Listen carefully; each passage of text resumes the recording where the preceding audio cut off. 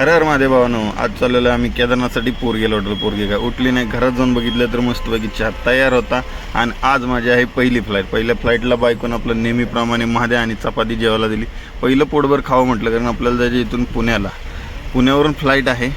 So मी इथंच म्हटलं भरपूर पोट भरून खावं आणि डब्यातनं भरून पण घेऊन जावं, जे नेहमीप्रमाणे घेऊन जातो आपण ते चटचट. तर महाराष्ट्राच्या लाल विमानाला हात करून आम्ही पोचलो पुण्यात.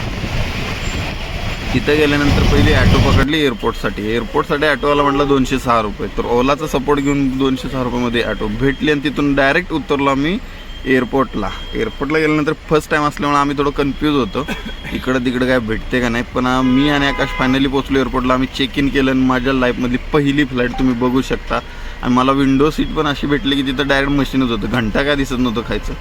तो इकडं तिकडं बघितलं, आतल्या एअर हॉस्टेस बघितल्या आणि पहिलं विमान खायनं बघणं आणि वरनं बघणं जमीन आसमानचा फरक. वरनं खालचं काय घंटा दिसत नव्हतं, खायनं वरचं काय घंटा दिसत नाही. सेम कंडिशन वर पण सेम कंडिशन खाली पण.